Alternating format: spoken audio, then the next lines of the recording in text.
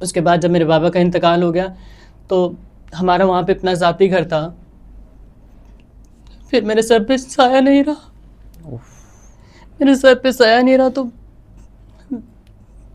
कोई गुजारे लायक जगह नहीं थी। मैं माँ ने बोला कि कराची चलते हैं, यहाँ पे तुम कुछ नहीं कर सकते, ना कमा सकते हो, ना कमाई का जरिया है वहाँ पे एक सरतगारी के अलावा कोई काम नहीं है, वहाँ पे पापड़ बेचने के अलावा कोई काम नहीं है, वहाँ पे सब्जियाँ बेचने के अलावा कोई काम नहीं है, जो मैं नहीं कर सकती थी।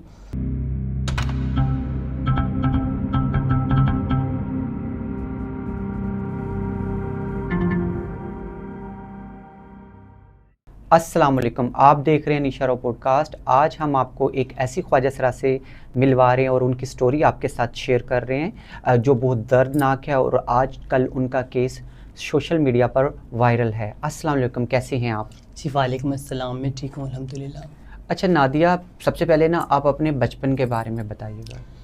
जी मैम, बचपन के बारे में ये बता सकती हूँ कि लोग हमें बोलते हैं, एक अलग जुमलों से बुलाया जाता है। शीमेल को छक्के के नाम से, ख्वाजा सरा के नाम से, रास्ते में चलते हुए हमें बहुत से नाम दिए जाते हैं, गुलाबो, शब्बो और मुख्तलिफ़ नामों से हमें बुलाया जाता है। तो बचपन से लेके जब मैं अपने होश हवास में आई तो अक्सर मेरे को लड़के या जहाँ मैं स्टडी करती थी, पढ़ती थी, वहाँ पे मुझे गुलाबों के नाम से जाना जाता था। अक्सर स्कूल के अंदर जहाँ पे तुम टीचर्स पढ़ते हो या मेरे जो क्लास फेल होते वो मुझे अक्सर गुलाबों, शब्बों के नामों से, ऐसे जुमलात से मुझे बुलाया जाता था जिन जुमलात का मुझे अंदाज़ा नहीं था कि शायद आगे चल के मैं एक शीमेल हूँ। उस टाइम तक, उस हद तक, बचपन तक तो मैं अपने आप को एक आम इंसानों की तरह फील करती थी, जैसे कि मैं आम इंसान हूँ, लड़का बन के लाइफ गुजार रही थी, पढ़ रही थी, स्टडी कर रही थी, जब तक मुझे इस चीज़ का अंदाज़ा नहीं था कि मैं एक शीमेल हूँ। और बचपन आपका कहाँ पे गुजरा? बचपन मेरा लाड़काना में गुजरा। लाड़काना शेख ज़ैद कॉलोनी में। मैं खुद शेख हूँ और सिंधी हूँ। मैं सिंध में ही है, हम सब सिंध में ही हैं, ये भी सिंध में आता है।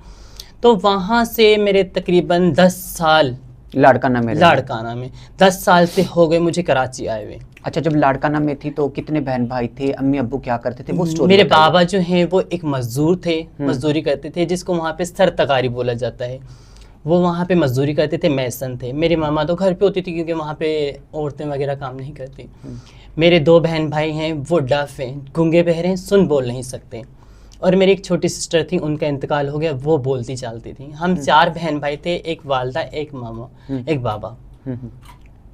जब मेरे बाबा का इंतकाल हुआ, वहाँ से वो मजदूरी करते थे, उन्हें शुगर के पेशेंट थे, उन्हें शुगर से कैंसर हुआ। कैंसर की बीमारी में वो सिविल हॉस्पिटल में तकरीबन 3 साल एडमिट रहे। सिविल हॉस्पिटल में ऑपरेशन होते रहे, हॉस्पिटल में, सिविल हॉस्पिटल में एडमिट रहे 3 साल। उनके मुख्तलिफ ऑपरेशन होते रहे, कभी पाँव का, कभी अंगूठे का, कभी टांग का, करते कराते उनकी वहाँ पे 3 साल ऑपरेशन होते होते और एडमिट होते होते उनका इंतकाल हो गया हॉस्पिटल में।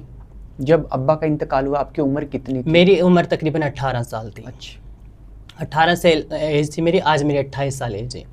10 साल हो गए? 10 साल हो गए मुझे कराची आए हुए। 18 साल की एज में जब मैं वहाँ पे थी, उस टाइम पे मैं काफ़ी मुश्किलात से गुजर रही थी क्योंकि मेरे बाबा हॉस्पिटल में थे, मैं अकेली थी घर में, सरबराह, कमाने की जिम्मेदारी किसी के सर पे नहीं थी, हम भीख मांग के खाते थे। हम वहाँ पे इलाके मोहल्ले वाले हमें एक वक्त की रोटी दे के जाते थे तो हम उसमें गुजारा करते थे अपना। हॉस्पिटल में मैं बाबा के साथ होती थी तो हॉस्पिटल में काफ़ी मुश्किलात के वक्त होते थे। मैं भीख मांगने जाती थी वहाँ पे कि मेरे बाबा हॉस्पिटल में, हमारे पास गुजारे लायक कुछ नहीं है, हमारे पास खाने के लिए कुछ नहीं है, हमारे पास पीने के लिए कुछ नहीं है। मेरे 2-3 बहन भाई पीछे घर पे हैं, एक वालदा हैं। तो मैंने घरों में रोटियां बांधी हुई थी, सुबह की कोई देता था, दोपहर की कोई देता था, रात की कोई देता था। वहाँ पे हमें टाइम से रोटियां मिलती थी। और उसके अलावा जब मेरे बाबा हॉस्पिटल में थे, उन्हें ब्लड की ज़रूरत पड़ती थी, मैं हर जगह जाती थी उनके लिए, ब्लड डोनेट करने के लिए, ब्लड लेने के लिए, ब्लड की भीख मांगने के लिए। ऑपरेशन होता था सिविल हॉस्पिटल में, वहाँ दवाइयों के खर्चे भी होते थे, पैसों की ज़रूरत पड़ती थी। जब भी मैं जाती थी बड़े बड़े वडेरों के पास, सूबेदारों के पास, वहाँ पे कि मेरे बाबा हॉस्पिटल में है, हमारी इमदाद की जाए। 3 साल तक लोगों ने जितना हो सका, जिससे हो सका, उसने मेरी इमदाद की, मेरी मदद की और हमारा गुजर बसर उन्हीं चीज़ों से चलता रहा। उसके बाद जब मेरे बाबा का इंतकाल हो गया तो हमारा वहाँ पे अपना ज़ाती घर था, फिर मेरे सर पे साया नहीं रहा, मेरे सर पे साया नहीं रहा, तो कोई गुजारे लायक जगह नहीं थी। मम्मा ने बोला कि कराची चलते हैं, यहाँ पे तुम कुछ नहीं कर सकते, ना कमा सकते हो, ना कमाई का जरिया है वहाँ पे एक सरतगारी के अलावा कोई काम नहीं है, वहाँ पे पापड़ बेचने के अलावा कोई काम नहीं है, वहाँ पे सब्जियाँ बेचने के अलावा कोई काम नहीं है, जो मैं नहीं कर सकती थी। मैं सरतगारी इन हाथों से नहीं उठा सकती थी, मैं भारी काम में ज़मीनों पे काम नहीं कर सकती थी। तो मेरी मामा ने बोला कि कराची चलते हैं, वहाँ पे फैक्ट्रियों में काम होता है, वहाँ चल के देखते हैं, अपनी लाइफ गुजार के 4 दिन ज़िंदगी के वहाँ पे गुजार के देखते हैं। जब हम वहाँ से कराची शिफ्ट हुए, कराची के लिए निकले, वहाँ के लोगों ने हमारी इमदाद की, हमें कराची तक का रास्ता दिखाया, हमें कराची का बताया, क्योंकि मेरी खाला पहले भी यहाँ पे रहती थी। हम उनके ताउन से यहाँ तक पहुँचे। यहाँ पे आके हमने रिहाइश शुरू करी डी में, कुरंगी 1 नंबर की तरफ, डी का एरिया पड़ता है, उसमें हमने रेंट पे मकान लिया। रेंट पे मकान लेने के बाद में मेरी मम्मा और मेरे बहन भाई, हम एक छोटी सी कंपनी, एक कारखाने में बोरे सीधे करने जाते थे। आटे के बोरे होते हैं, आटे के बोरों को हम सीधा करते थे, झाड़ते थे, उनकी कट्टियाँ लगाते थे। सुबह से लेकर शाम तक हमें 300 रुपये दिहाड़ी मिलती थी। पूरी फैमिली को 300 रुपये दिहाड़ी मिलती थी, सबके मिला के, क्योंकि बोरे हम ज़्यादा नहीं झाड़ सकते थे, जितना होता था हम उतना करते थे। 300 का, 350 का, 400 का काम करते थे हम बोरे झाड़ के। उसके बाद हम घर पे रात में आते थे, अपना खाना खाते थे, सो जाते थे, फिर सुबह हम चले जाते थे उठ के। ये हमारी ज़िंदगी का कंटिन्यू होता रहा। उसके बाद मुझे थोड़ा कराची का पता चलता रहा, गलियाँ रास्ते दिखते रहे, लोगों की नज़र में आती रही। मैं अपने आप को बयान करते हुए शर्मिंदा भी होती हूँ कि मैं अपनी माँ का, अपने बहन भाइयों का कोई सहारा नहीं बन सकी उस टाइम पे। क्यों नहीं बन सकी? शायद मैं मजबूत नहीं थी, मैं मजबूत नहीं थी। अगर मैं मजबूत होती तो शायद अपनी अम्मी को घर पे उठा के खिला सकती, वो भी मेरे साथ काम पे, बोरे झाड़ने, क्रॉपिंग करने, इंडस्ट्रियल एरिया में काम करने जाती। लेकिन मेरी अम्मी मेरे खिलाफ़ बहुत सारे जुमले बर्दाश्त करती। जब मैं उनके साथ भी होती तो मुझे लोग, मुआशरे के लोग एक गलत नज़र से देखते, मुझे अलग अलग तोहमतों से बुलाते, मेरे पीछे हरकतें करते, जिनके खिलाफ़ मेरी अम्मी उनके साथ लड़ती। गली मोहल्ले में मेरी अम्मी लड़ती थी मोहल्ले वालों के साथ। लोग आके बोलते थे तुम्हारे ये शीमेल है, तुम्हारा ये ख्वाजा सरा, तुम्हारा बेटा पौने 8 है। गली में मेरी अम्मी को ताने मिलते थे, सुनाई देती थी बातें कि जब भी कोई मसला मसाइल होता था कि अपने छक्के को संभाल। ख़ानदान वाले बोलते थे तुम्हारे घर में तो शीमेल है, ख्वाजा सरा पैदा किया हुआ है तुमने। मेरी अम्मी लड़ती रही, जंग लड़ती रही।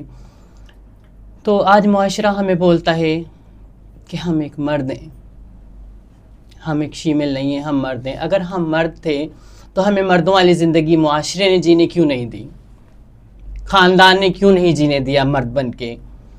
आज जो हमें शुरफा लोग बोलते हैं कि हम एक बहुत ही गलीज़ इंसान हैं, हम जिस्म फरोशी करने वाले, हम गंदे हैं, तो हमें एक शरीफों वाली ज़िंदगी जीने क्यों नहीं दी। कोशिश हमने हर तरीके से करी अपनी, कि आज जो शुरफा कहलाते हैं हम भी अपने आप को एक शायद शरीफ कहलाते, हम भी अपने आप को हाजी कहलाते। मुझे शौक़ नहीं था खुद को शीमेल कहलवाने का। अच्छा, तो ख्वाजा सरा कम्युनिटी में कैसे आई? तो ख्वाजा सरा कम्युनिटी में आने का मकसद ये नहीं है कि कोई आता है। अगर मैं किसी को ये बोलूं कि आप ख्वाजा सरा कम्युनिटी में हायर हों, कि ये कोई एक इदारा नहीं है कि यहाँ पे हायरिंग हो रही है, यहाँ पे कोई आ सकता है। ये शीमेल कम्युनिटी तो एक रब की तरफ से बनाई हुई है। एक ये भी एक तबका है, एक ख्वाजा सरा, एक शीमेल का, जिसे बचपन से लेके पता नहीं होता कि वो क्या है, लेकिन वो शीमेल होते हैं, वो ख्वाजा सरा होते हैं। उनका चलना, उनका आजकल आपने देखा होगा कुछ ऐसे बच्चे होते हैं, इस मुआशरे को भी पता होगा, दुनिया को पता होगा, कुछ ऐसे लड़के होते हैं, एक बच्चे होते हैं जो चल रहे होते हैं, उनके घर वाले उनको बोलते हैं लड़की की तरह ना चलो, लड़की की तरह बात ना करो, लड़कियों की तरह ना उठो। तो उनको, बच्चों को उस टाइम पे ये चीज़ का नॉलेज नहीं होता है कि हमें ये हमारे घर वाले ये क्यों बोल रहे हैं, क्योंकि वो तो एक नॉर्मल एक्टिविटीज़ में होते हैं, उनकी तो नॉर्मल सी लाइफ होती है, उन्हें पता होता है मैं नॉर्मल चल रही हूँ। अगर जब मेरा हाथ यहाँ पे इस तरीके से है तो मुझे ऐसे लगेगा शायद नॉर्मल ही हूँ, लेकिन जब घर वाले बोलेंगे ऐसे नहीं कर, ये तो लड़कियाँ करके चलती हैं। तुम्हारे साथ भी ऐसा हुआ? मेरे साथ भी ऐसा होता था। जब मैं गली में जाती थी तो मैं अक्सर ऐसे ऐसे करके जाती थी, तो मुझे गली मोहल्ले वाले या मेरी वालदा या जो भी मेरे साथ होता है वो बोलता हाथ तो नीचे करके चलो। मैं कहा मैं नॉर्मली चल रही हूँ। बोले अपनी चाल ठीक करो। मैं कहा चाल भी मेरी ठीक है, मैं आम तरीके से तो चल रही हूँ, मुझे क्या पता कि वो चाल जो मैं नॉर्मल समझ रही हूँ वो नॉर्मल नहीं है। वो तो देखने वाले को पता था ना कि नॉर्मल नहीं है। अच्छा, तो जब अपनी तुम कम्युनिटी में आई, जी, गुरु चेला सिस्टम में आ गई, जी जी, तो वो शुरू की स्टोरी बताओ। शुरू की स्टोरी में यहाँ पे कराची में जब आई, कराची में आने के बाद मैंने मेहनत और मुशक्क़त की, मैंने कंपनियों में काम किया। उसके बाद में मेरी वालदा का जो है ना दिल का अटैक हुआ मेरी वालदा को। वो घर पे बैठ गई, उनके दिल के अटैक में उनको रेस्ट का बोला गया, वो घर पे बैठ गई। तो उसके बाद में कंपनी में थी, कंपनी में जॉब में करती रही कि छोटे छोटे कारखानों में। तो वहाँ पे लोग जो है ना मुझे मुख्तलिफ़ निगाहों से, मुख्तलिफ़ नज़रों से देखते थे। कभी हरासमेंट कभी हरासमेंट करते थे कंपनियों में। कभी मैं वॉशरूम में जाती थी तो मेरे पीछे लड़के आ जाते थे, वॉशरूम के दरवाजे पे लाते मारना, मुझे वहाँ से टॉर्चर करना। वहाँ पे कंपनियों में अगर मैं बैठी हुई भी होती थी, किसी जगह कारखाने में काम कर रही होती थी, तो पीछे से वो मुझे कभी कपड़े का गोंद बना के मारते थे, कभी धागों की कौन मारते थे पीछे से। और मैं जब पीछे मुड़ के देखती इधर उधर तो सब हंस रहे होते थे, कोई ये नहीं बताता था कि ये शरारत किसने की। वहाँ पे जब हमारी कम्युनिटी की फीमेल्स दोस्त होती थी मेरी, वो भी होती थी, मैं भी होती थी, फिर हम एक दूसरे के साथ हंसी मजाक में रहते थे। हम दोनों एक दूसरे के साथ, मेरी बहुत अच्छी दोस्त है काजल, काजल नाम है उसका, वो भी वहाँ पे होती थी, मैं भी वहाँ पे होती थी। हम एक साथ रहती थी दुख सुख में, हर चीज़ में। फिर हम चलते चलते हमें एक दूसरे का पता लगा, हम फीमेल्स मिलती थी रोड रास्तों पे, उनके साथ सलाम दुआ करती थी। वो भी बोलती थी कैसी हो, कभी हमारे घर पे आना, कभी चक्कर लगाना। तो इस तरीके से मैं एक दफ़ा अपनी ज़िया कॉलोनी में, मेरी गुरु ही लगती हैं वो नादरा, मैं उनके घर पे चली गई, उनसे सलाम दुआ करी, उनसे प्यार लिया। उन्होंने मुझे बहुत प्यार दिया। मुझे पहली दफ़ा कोई दुनिया में ऐसे फ़ील हुआ कि शायद मेरी रहनुमाई करने वाला कोई है, मेरा कोई अपना है। मुझे उनके घर पे जाके ऐसा महसूस हुआ जैसे शायद ये मेरे अपने हैं, ये मुआशरा मेरा नहीं है। जिस फील्ड में, जिस दुनिया में, जिस लोगों के बीच में रह रही हूँ, वहाँ पे तो मुझे हमेशा किसी ने कौन मारी, किसी ने पत्थर मारा, किसी ने लात मारी, किसी ने गाली दी, किसी ने शब्बों के नाम से पुकारा। जब मैं इस घर में आई हूँ, इस घर में मुझे खाने का भी पूछा गया, इस घर में मुझे पानी का भी पूछा गया, इस घर में मुझे रेस्पेक्ट भी मिली, इस घर में मुझे बिठा के मेरे सर पे किसी ने हाथ रखा। तो गुरु नादरा ने काफ़ी मुझे इज़्ज़त दी, मुझे रेस्पेक्ट दी। मैं वहाँ पे बस पहली मुलाकात में तो हो के आ गई, फिर मेरा दोबारा दिल चाहा उनके पास जाने का। फिर मैं 4 दिन नहीं गुजरे, फिर दोबारा मैं उनके पास गई तो उन्होंने फिर मुझे सीने से लगाया, मुझसे पूछा कैसी हैं, ठीक हैं आप? मैंने कहा हाँ मैं ठीक हूँ अल्हम्दुलिल्लाह। फिर इस तरीके से मेरा उनकी तरफ रुझान बढ़ता गया और मेरा दिल उनकी तरफ होता गया। मैं उनके घर पे आना जाना शुरू कर दिया। फिर मैं गुरु नादरा के घर पे आती जाती रहती थी, वहाँ पे उनके साथ टाइम स्पेंड करती थी, उनके घर पे रहना, उनके घर पे खाना पीना, उनके घर पे फिर मैं आहिस्ता आहिस्ता खाने पकाने लग गई। मुझे वो माहौल पसंद आने लग गया। इस मुआशरे से, इन लोगों से, अपने ख़ानदान से कई गुना ज़्यादा बेहतर लगने लगा वो माहौल मुझे, क्योंकि वो उसमें अपनाहियत थी। तो जब मैं वहाँ आने जाने लग गई, फिर मेरे घर वालों को भी पता लग गया, मेरी फैमिली को भी पता लग गया कि मैं ख्वाजा सराओं के घर में आना जाना शुरू हो गई हूँ, फीमेल्स के घर पे आना जाना शुरू हो गई हूँ। जब मेरी वालदा को पता लगा तो मेरी वालदा ने मुझे कुछ नहीं बोला, क्योंकि उन्हें शायद पहले से इस चीज़ का अंदाज़ा था कि हमारा बच्चा क्या है और वो अब कौन से रास्ते पे जा रहा है। मेरी वालदा ने, मेरी अल्लाह पाक उन्हें जन्नतुल फिरदौस में आला मकाम दे, उन्होंने कभी मुझसे नहीं पूछा। अच्छा, तुम्हारी अम्मी नहीं है? नहीं है, उनका इंतकाल हुए हुए आज 3 साल हो गए। उन्होंने मुझसे कभी नहीं पूछा कि आप कहाँ गए थे, क्योंकि उन्हें अंदाज़ा था, उन्हें हर चीज़ की नॉलेज थी, उन्हें हर चीज़ का पता था कि इस मुआशरे से ज़्यादा मुझे रिस्पेक्ट उस घर में मिल सकती है। मुझे इस दुनिया में जो प्यार दे सकते हैं ना, शायद यही दे सकते हैं, क्योंकि वो मेरे अपने हैं। फिर तुम कम्युनिटी में आके फिर मैं कम्युनिटी में आना शुरू हो गई। मैं परमानेंट आना, मैं वहाँ पे रहती, वहाँ पे खाती पीती, मुझे वो माहौल अच्छा लगता। तो फिर कुछ ऐसा हुआ कि मैं जैसे बड़ी होती गई, मुझे शऊर आता गया, समझ आती गई। फिर मैं इस कम्युनिटी में जैसे ये समझो कि मैंने कम्युनिटी को अपना लिया। फिर मैं जब वहाँ पे रहती थी तो मेरी जॉब भी छूट गई, मुझे जॉब नहीं मिल रही थी कहीं पे, मुझे कहीं काम नहीं मिला था, मुझे किसी कारखाने में काम नहीं मिल रहा था। कोरोना वायरस सन 2018 में आ चुका था, लॉकडाउन लग चुका था, काम कहीं नहीं था। और हम फिर एक दफ़ा फाकों की दुनिया में वापसी आ गए। हमारे घरों में फाके पड़ने लगे। जब कोविड था उस दौरान? जिस दौरान कोविड था, कोरोना वायरस आया तो मैं और मेरे और फीमेल्स दोस्त जो जिस टाइम पे मर्दाना कपड़े वो पहनती थी तो हम सब इकट्ठा होती थी। हम सोचती थी कहीं काम भी नहीं है, बेरोज़गारी इतनी है और कोविड लगा हुआ है, कोरोना वायरस का लॉकडाउन है, तो हम कहाँ से अपना गुजर बसर करें। फिर उस दौरान हमने मांगना शुरू किया, भीख मांगना शुरू किया हमने। उस दौरान दुकानें बंद होती थी, पुलिस वाले घूम रहे होते थे, रेंजर्स वाले घूम रहे होते थे, लेकिन उस दौरान कहीं राशन बट रहा होता था, कहीं इमदाद हो रही होती थी, कहीं पे कोई हेल्प कर रहा होता था, तो हम उन मुख्तलिफ़ जगहों पे पहुंच जाते थे अपनी मदद करवाने के लिए, अपना घर का गुजर बसर करने के लिए। डिफेंस में मांगते थे हम लोग, वहाँ पे तो आटा वो बांट रहा था और मैं उस 2 किलो आटे की तरफ में बढ़ी और मैं इतनी खुश होकर बढ़ी कि वो 2 किलो आटा सेठ ने दिया। जब वो 2 किलो आटा मैं घर लेके आई तो उस 2 किलो आटे के अंदर 12,000 रुपये थी। मेरी खुशी की इंतहा नहीं थी उस दिन कि मुझे 12,000 रुपये मिलेंगे किसी से इमदाद। इस तरीके से करते करते मैं रोडों पे आने लग गई। रोडों पे आते हुए, क्योंकि काम नहीं था, जॉब नहीं थी, कोई फैसिलिटी नहीं थी, कोई कहीं पे मुझे गुजर बसर नज़र नहीं आ रहा था, तो यहाँ से मुझे मेरे घर का चरखा चलता हुआ नज़र आया, मेरी अम्मी का पेट पलता हुआ, मेरे बहन भाइयों का पेट पलता हुआ मुझे नज़र आया, तो मैं यहाँ से उनका पेट पालने लग गई। आप सबसे बड़ी थी फैमिली में? मैं सबसे बड़ी थी फैमिली में, तो वहाँ से उनका गुजर बसर मुझे होता हुआ नज़र आया। तो मैं उनको भूखा तो नहीं मार सकती थी, मैं मांगने चली गई। मैं मांगने का मैंने बेहतर समझा, क्योंकि वो रब के नाम का मांगा हुआ था। अल्लाह के नाम पे मांग के खाने को हर किसी का हक है, कोई भी खा सकता है।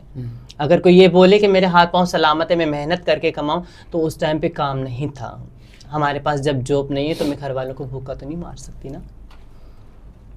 तो मैंने भीख मांगना शुरू किया। मैं भीख मांगती रही, उनका गुजर बसर करती रही, उनका पेट पालती रही। इसी दौरान चलते चलते चलते चलते मैं इस एज पे आ गई कि मेरे लिए मुश्किलात खड़ी हो गई।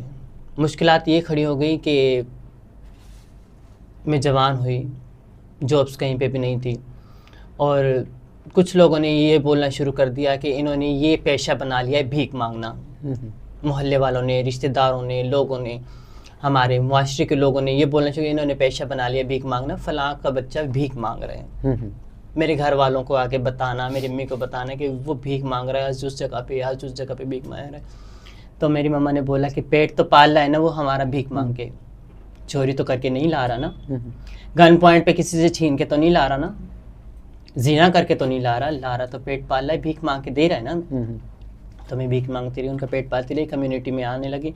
उसके बाद मैंने तन पे ये कपड़ा पहनना शुरू कर दिया।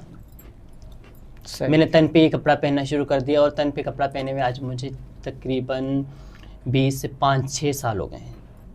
19 में मैंने ये तन पे कपड़ा पहना, 5-6 साल हो गए मुझे कम्युनिटी में आए हुए। और कम्युनिटी में आके मैंने अपना नाम कमाया, जितना हो सका मैं कम्युनिटी के साथ अच्छा चली, कम्युनिटी के लोग मुझसे मेरे साथ अच्छा चले, हमने एक अच्छा टाइम गुजारा। मेरी बहुत सारी दोस्तें थी, मेरे गुरु साईं मेरे लिए बहुत अच्छे थे, अच्छे हैं माशाल्लाह, और हमेशा उन्हें अल्लाह पाक सलामत। तुमने बताया तुम्हारी अम्मी की डेथ होगी और तुम्हारे 2 भाई जो जी जी जी वो डफ हैं, वो सुनते बोलते नहीं है। बहन भाई अम्मा तो नहीं है तुम्हारी? मैं देखती हूँ उन्हें। मेरी एक सिस्टर है, वो भी अनमेरिड है, मेरे भाई की शादी हो गई है, वो भी डफ है, गूंगे बहरे, सुनते बोलते नहीं है। और जो मैं भाभी लेके आई हूँ वो भी सुनती बोलती नहीं है, वो भी डफ है, वो भी गूंगी बहरी है। उनको सबको तुम देखती हो? उनको सबको सपोर्ट मैं करती हूँ, उन सबको मैं देखती हूँ। अभी सिस्टर भी मेरी बेटी हुई है, अल्लाह पाक उनका कहीं से रिश्ता करवा दे, कहीं से कोई फरिश्ता निकल आए जो उसको 2 वक्त की रोटी खिला सके। आजकल आप क्या करती हैं? मेरी एक्टिविटीज़ ये हैं कि मैं इलाके में जाती हूँ भीख मांगने के लिए, रोडों पे जाती हूँ, मार्केटों में जाती हूँ। उसके अलावा अगर कोई फंक्शन आ जाता है, कोई इवेंट्स आ जाते हैं तो वो कर लेती हूँ। अच्छा, आपका आजकल एक सोशल मीडिया पे एक केस वायरल हुआ है वीडियो, जी। उसके बारे में बताइएगा, वो क्या वाकया हुआ जी था? वो इस तरीके का वाकया था कि मुझे इस एरिया में, जिस एरिया में मैं हूँ, इस एरिया में रहते हुए मुझे तकरीबन 6 साल हो गए, क्योंकि मैं यहीं, जब से मैं लाड़काना से आई हूँ तो मैं इसी इलाके में हूँ। 10 साल हो गए मुझे, मैं इसी इलाके में रहती हूँ। तो मुझे कम्युनिटी में आए हुए 6 साल हो गए, और 6 साल से मैं बैचलर ही रह रही हूँ। मैंने अपना अलग से डेरा बनाया हुआ है, जिसको हम डेरा बोलते हैं घर को। वो अलग से मैंने लिया हुआ है। मैं मुख्तलिफ जगहों पे, मुख्तलिफ गलियों में, कभी 6 नंबर गली में, कभी 7 नंबर गली में, कभी 8 नंबर गली में रहती रही हूँ। किसी वजूहात के मुताबिक मकान खाली होते रहे, मैं दूसरी जगह शिफ्ट होती रही। तो अभी मैंने 11 नंबर गली में जिया कॉलोनी के अंदर नासिर चौकी वाले रोड पे मकान लिया हुआ था, जहाँ पे मेरे को तकरीबन आज 1 साल हो गया रहते हुए। मैं बहुत अच्छे तरीके से रही थी। कंपाउंड बना हुआ है हमारा वहाँ पे, तकरीबन हम वहाँ पे 5 फीमेल्स रहती हैं, 5 कमरे हैं मेरे पास वहाँ पे। हर फीमेल अपना रेंट खुद देती है मकान का, लेकिन 5 फीमेल रहती हैं। हम तकरीबन 28-29 कमरे बने हुए हैं उस कंपाउंड में। ठीक है। 3 कमरे जो हैं वो मेरे पास है नीचे वाले, 2 कमरे ऊपर दूसरी फीमेल्स के पास हैं। ठीक है। तो मैं जब घर पे थी तो कुछ फीमेल्स थी जो बाहर गई हुई थी, कोई फंक्शन पे गई थी, कोई इवेंट पे गई हुई थी, कोई आगे पीछे गई हुई थी। मैं घर पे मौजूद थी। मेरे पास एक हेल्पर था, सब्ज़ी वाला, वो सामने सब्ज़ी बेचता है, वो हेल्पर मेरे पास मौजूद था, घर पे था। मैं अपने रूम में बैठी हुई थी। और टाइम बताओ कितने बजे का टाइम? तकरीबन 11:30 बजे तक का टाइम था। मैं अपने घर पे मौजूद थी, घर पे बैठी हुई थी। तो दरवाज़ा बजा। दरवाज़ा जैसे नॉक हुआ तो मुझसे किसी ने आके पूछा, 2 लड़के आए थे।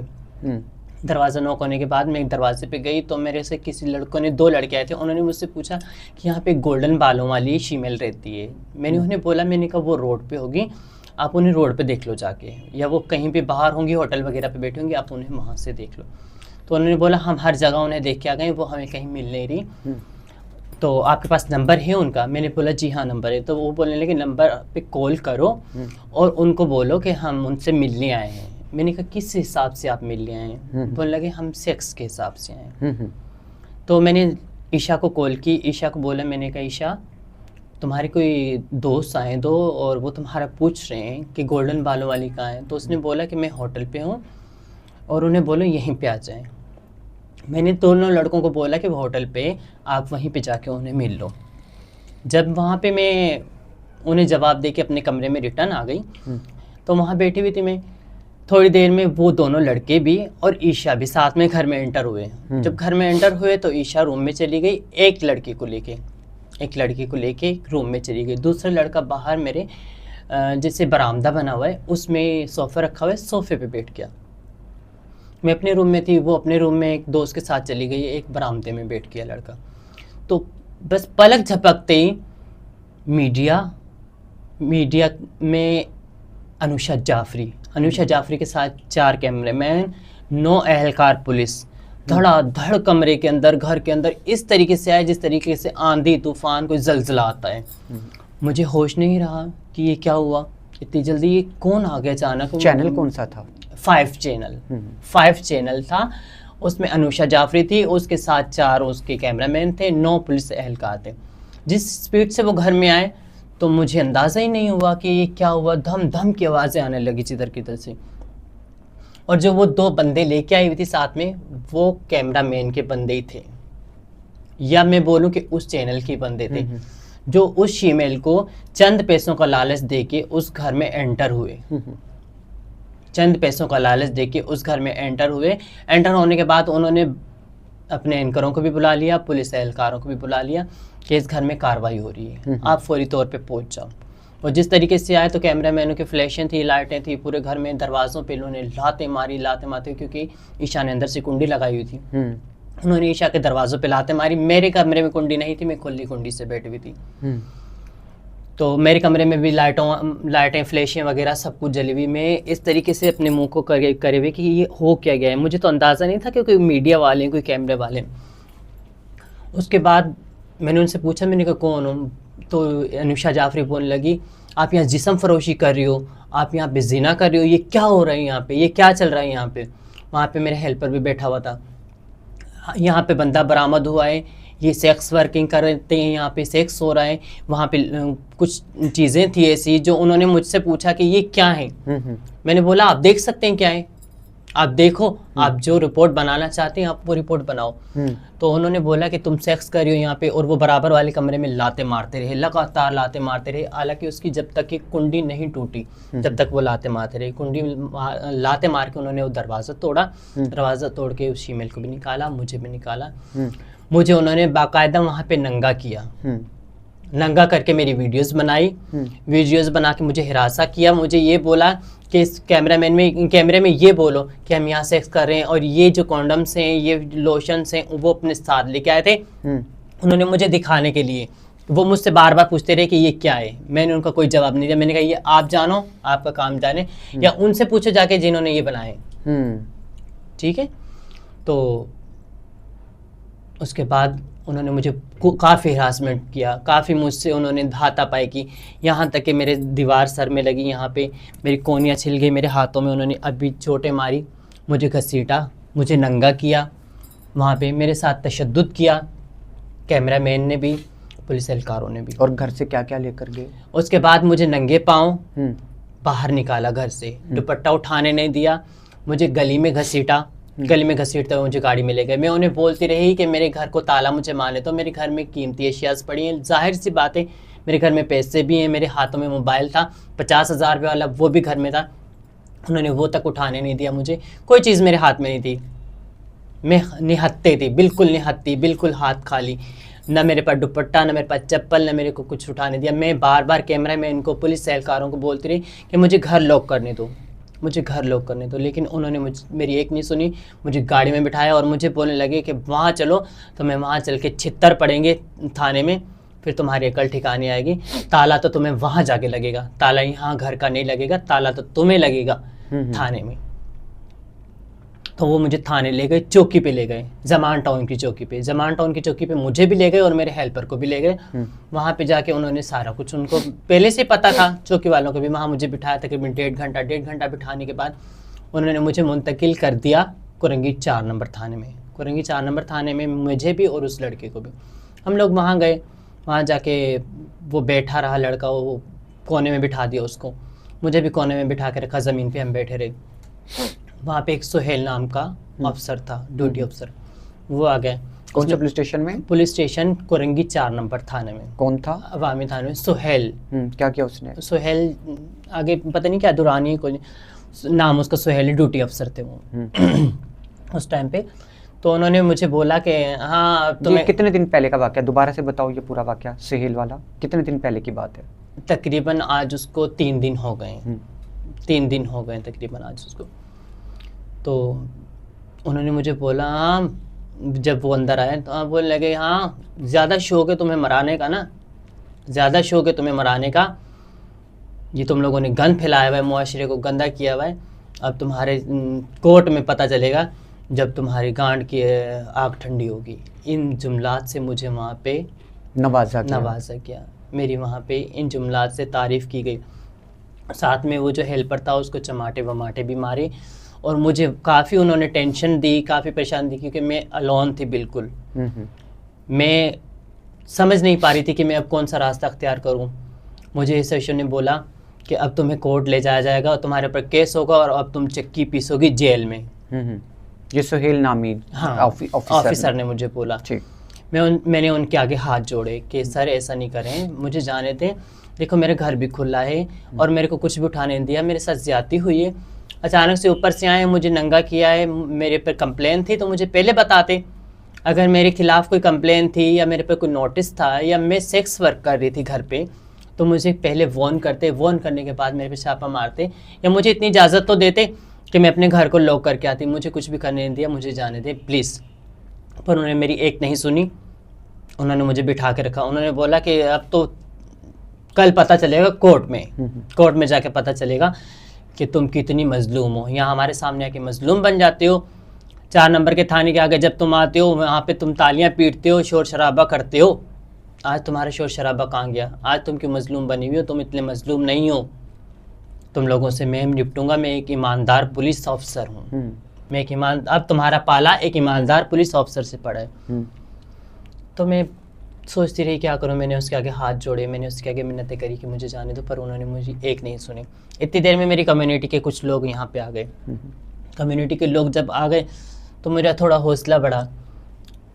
मैंने उन्हें बोला कि बस तुम लोग, मैंने कहा अब आ गए हो, अब देखते हैं कोई रास्ता निकल आएगा, इन्हें बोलो कि मुझे छोड़ दें।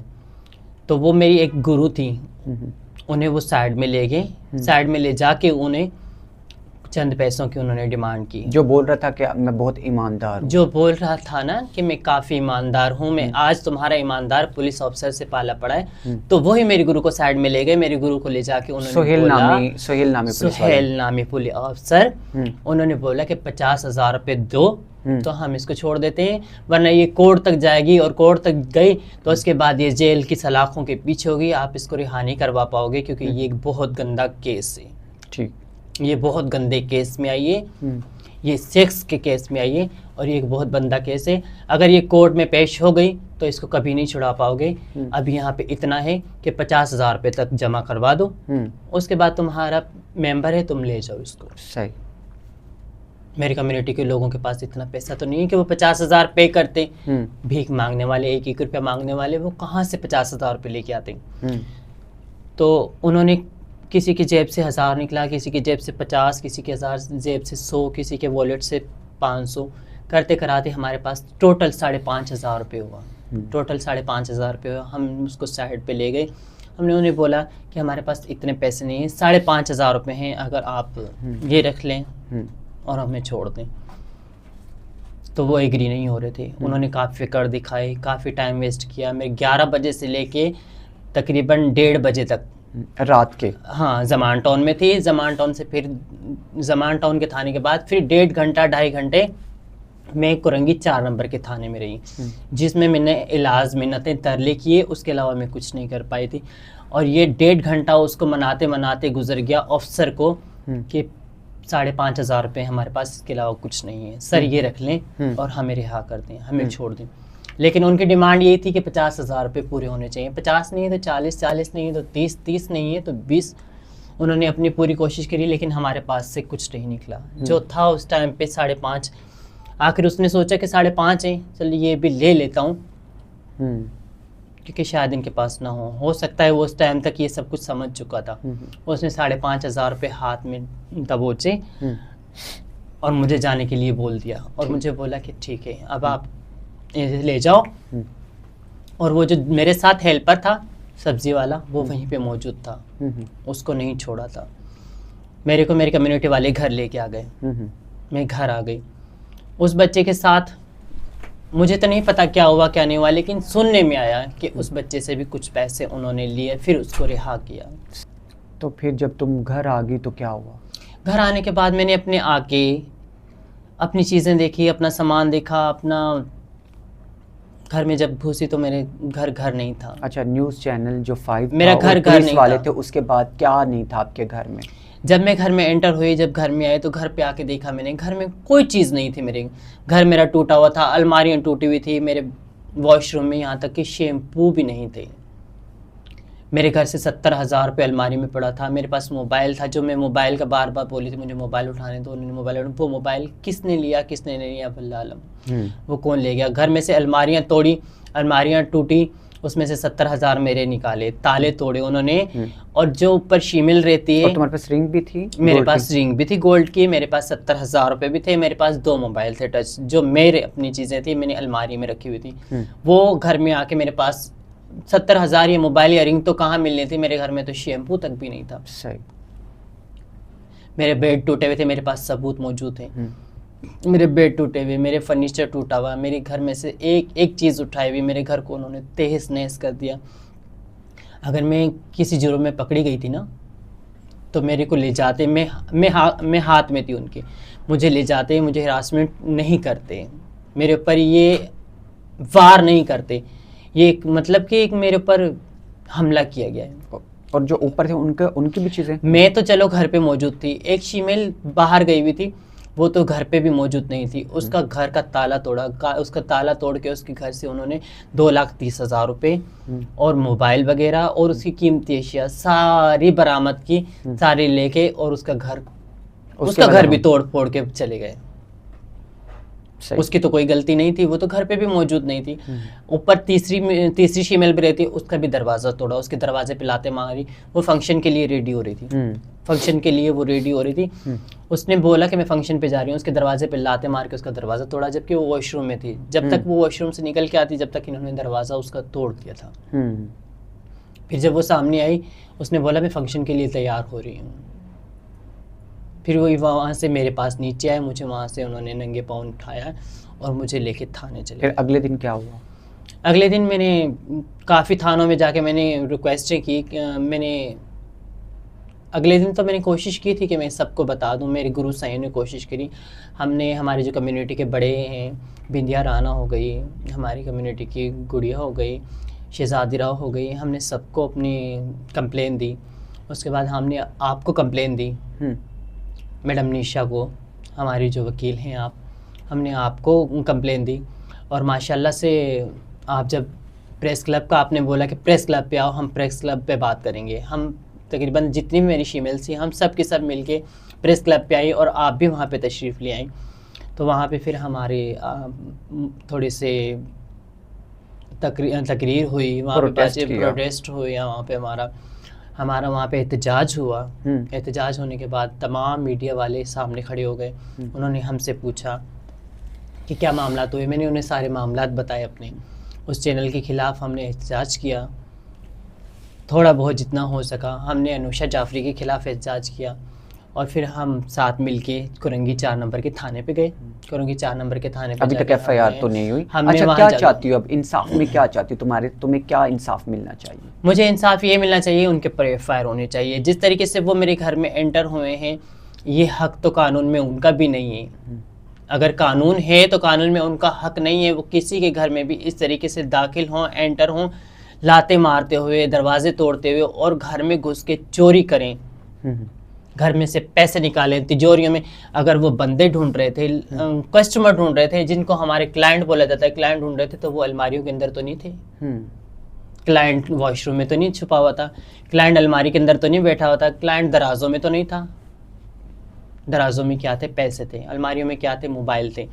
जब मेरे वहाँ से सामान सारा कुछ ले गए वो लोग निकाल के, तो अब मैं यही इंसाफ चाहूँगी कि इनके ख़िलाफ़ सख्त कार्रवाई हो, इनके ऊपर FIR हो, ताकि ये दोबारा हमारी कम्युनिटी के या किसी भी इंसान के साथ ऐसा सलूक ना करें। हम हैं तो इंसान ना, अगर हम फीमेल। अच्छा, जिस मोहल्ले में आप रहती वहाँ के लोग कैसे हैं? वहाँ के लोग बहुत बदतमीज़ हैं। जहाँ तुम रहती? जहाँ मैं रहती हूँ, जिस मिडिल क्लास लोगों के, मिडिल पे नहीं, लो तबका, बिल्कुल मजदूरों वाला तबका, लो तबका, जिस तबके में मैं रहती हूँ, जिस इलाके में मैं रहती हूँ, जिस मोहल्ले में, वहाँ पे काफ़ी बदतमीज़ लोग हैं।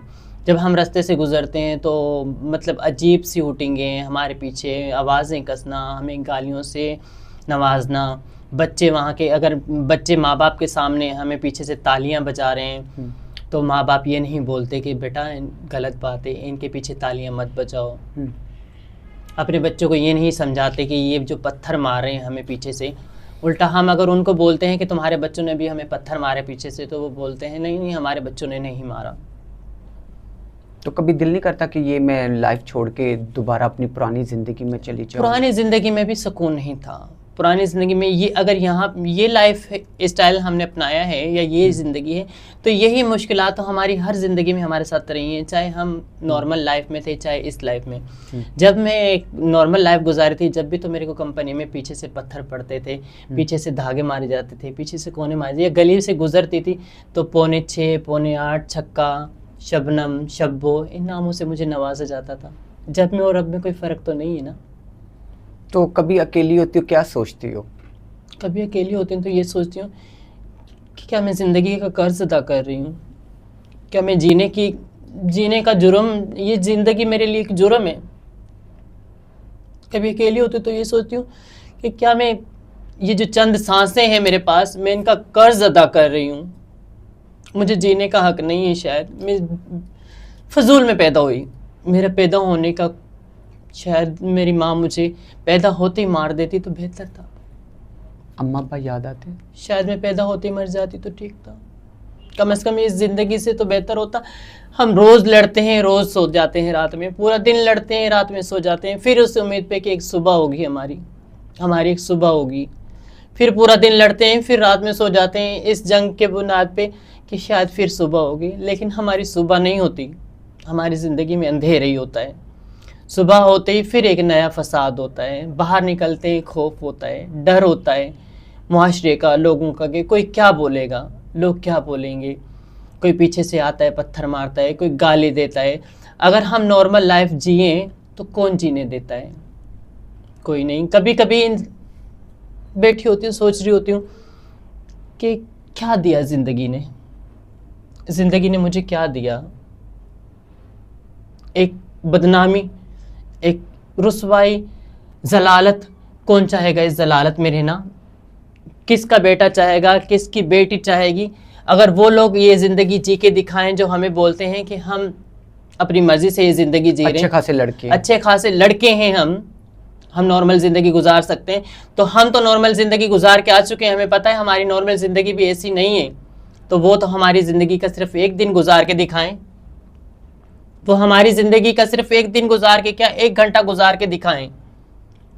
अगर हमें अच्छे खासे लड़के बोला जाता है ना, हमें बोला जाता है हम अच्छे खासे मर्द हैं, तो अपनी बेटियों का रिश्ता देते हुए ये क्यों बोलते हैं यार ये तो छक्का है, इसको बेटी का रिश्ता नहीं देंगे हम।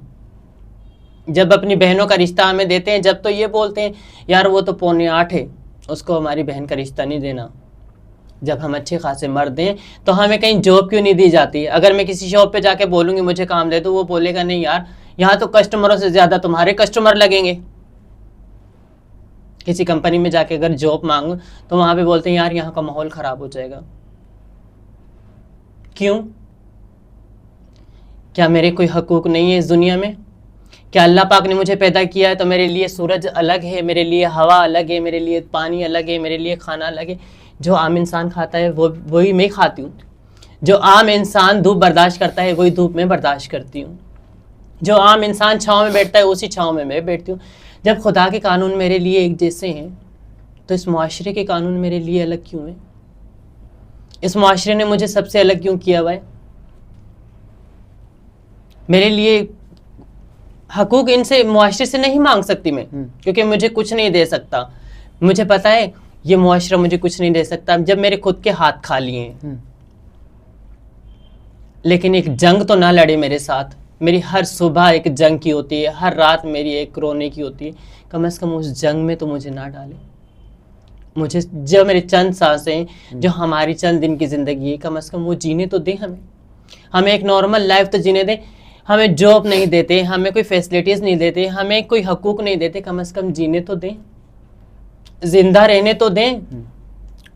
अच्छा नादिया, अगर तुम्हें कोई जॉब दी तो फिर तुम क्या जॉब करोगी? इंशाल्लाह अल्लाह। तुम्हारी एजुकेशन कितनी है? मैंने मैट्रिक किया हुआ है लाड़काना से, और मैं आगे भी पढ़ती, लेकिन मेरे जो है माली हालात और मेरे साथ कुछ ऐसे एक्टिविटीज़ हुई जिनकी बदौलत मैं आगे ना पढ़ सकी, और मैं मेहनत और मुशक्क़त में आ गई। मेहनत और मुशक्क़त के बाद मैं यहाँ तक पहुँच गई कि आज मेरे ऊपर एक सेक्स वर्कर का धब्बा है मेरे सर के ऊपर। मेरी वीडियोस वायरल हुई, मेरी वीडियोस बना के जिस चैनल ने आगे फॉरवर्ड किए हैं, मुआशरे को दिखाना चाहा कि मैं एक बहुत ही बदतरीन इंसान हूँ, एक गंदा इंसान हूँ, मैं एक जिस्म फरोश हूँ। तो उसे ये भी पता होना चाहिए मैं एक इंसान। किस चैनल वालों ने? न्यूज़ 5 वालों ने, चैनल 5 वालों ने अगर ये मेरे पर इल्ज़ाम लगाया, तोहमत लगाई कि मैं एक गांडू हूँ, मैं सेक्स वर्कर हूँ, मैं एक जिस्म फरोश हूँ, तो उसे इतना भी एहसास होना चाहिए तो ये बेरोज़गार है, इसको कहीं जॉब भी दिला सकते हैं। अगर वो मेरे पर इतना बड़ा छापा मार सकते हैं, मेरे को आके घर में से चोरियां करके मेरे घर से पैसा निकाल के और मुझे दर बदर कर सकते हैं, मेरे को रोड पे लाके नंगा कर सकते हैं, तो वो मेरे लिए इतना भी कर सकते थे कि वो मुझे कहीं जॉब भी दिला सकते थे। वो तो उन्होंने नहीं किया, लेकिन उन्होंने आपको बदनाम कर दिया। सिर्फ बदनाम करने के लिए हमारे मुल्क का हर अफराद हमारे लिए तैयार है, लेकिन कोई हमारे लिए फैसिलिटीज़ नहीं है। अच्छा, जब वो वहाँ पर आए थे तो और भी तो लोग थे, किसी ने तुम्हारी मदद नहीं की? जी, किसी ने हमारी मदद नहीं की। तमाम मोहल्ला हमारे साथ उसी टाइम खड़ा हुआ था, बल्कि वो जिस मोहल्ले में हम रहते हैं, जिस इलाके में रहते हैं, वहाँ काफ़ी शुरफा रहते हैं, काफ़ी शरीफ लोग रहते हैं, काफ़ी सफ़ेद पोशाक लोग रहते हैं, काफ़ी हाजी रहते हैं। उन सबको इस चीज़ का तो अफसोस है कि यहाँ पे ये लोग रहते हैं, उनके मोहल्ले में हम गन कर रहे हैं, उनके मोहल्ले में हम उनके खिलाफ बदनामी का बायस हैं। उनके लिए वो हर तरीके का एक्शन तो हमारे खिलाफ उठा सकते हैं, लेकिन उनसे कभी ये हुआ कि वो एक वक्त की हमसे पूछ लें कि रोटी खाओगे? कभी एक वक्त का खाना किसी मोहल्ले वाले ने मुझे भेजा, कभी किसी इलाके वाले ने आके मुझसे ये पूछा। बड़े बड़े हमारे इलाके में चौधरी रहते हैं, जो अपने आप को डॉन मानते हैं, कभी उन्होंने पूछा कि तुम्हें किसी चीज़ की ज़रूरत है? हमारे खिलाफ कंप्लेंट करने के लिए पूरा मोहल्ला खड़ा है, पूरा इलाका खड़ा है, पूरा इलाका साथ दे रहा है उनका कंप्लेन करने के लिए, लेकिन कोई ये नहीं सोच रहा कि इनसे ये भी पूछ लें कि इनके पास एक वक्त का खाना है या नहीं है। अटैक करने के लिए पूरा मुआशरा हमारे साथ खड़ा हुआ है, हमारे पर तोहमतें लगाने के लिए हमारा मुआशरा हमारे 2 मिनट में हमारे सर के ऊपर आ जाता है, लेकिन कोई ये नहीं पूछता कि कैसे हो, कि ये ज़िंदगी कैसे गुजार रहे हैं, कैसे गुजार रहे हो तुम। आज तुमने खाना खाया है बाहर निकलते हुए, आज तुमने सुकून की ज़िंदगी जी है आज की रात। अच्छा नादिया, तुम्हारे साथ बातें करके बहुत अच्छा लगा। लास्ट में क्या पैगाम देना चाहोगे? मैं ये पैगाम देना चाहूँगी इस मुआशरे को, यहाँ के लोगों को, और हमारे जो बड़े हुक्मरान बैठे हैं उनको ये पैगाम देना चाहूँगी कि खुदारा हमें जीने तो दिया जाए। हमें हकूक़ तो नहीं दे सकते, हमें फैसिलिटीज़ तो नहीं दे सकते, हमें जॉब नहीं दे सकते, हमें कारोबार नहीं करने दे सकते, कम से कम हमें जीने तो दें। ज़िंदा रहने का हक तो है हमें, वो तो हम लेके रहेंगे इंशाअल्लाह। हमें ज़िंदा तो रहने दें। बाकी रही बात ये कि हम जहाँ इंसाफ लेने जाते हैं हमें इंसाफ नहीं मिलता। मुझे जितना बदनाम किया गया है ना इस राउंड में, इस राउंड में, इन दिनों में जितना मेरे पर बदनामी का धब्बा लगा है, जितना मुझे इलाके में नंगा करके घुमाया गया, मुझे बदनाम किया गया, इंशाअल्लाह मुझे उसका इंसाफ चाहिए, ज़रूर मिलेगा। मुझे इसका इंसाफ चाहिए। मेरे नुकसान का इंसाफ ना मिला तो मेरे जो बदनामी हुई है, जो मुझे नंगा करके घुमाया गया है, जो मेरे पूरे इलाके को, मोहल्ले को दिखाया गया है कि ये बहुत गंदा गलीज इंसान है, कम से कम मुझे उसका तो इंसाफ चाहिए। नहीं, उसका इंशाल्लाह इंसाफ होगा। हम FIR करवाएंगे।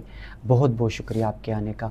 मैं अभी IG Sindh, SSP Korangi, SHO Korangi police station से रिक्वेस्ट करती हूँ, नादिया का जो केस था इसको इंसाफ दिया जाए।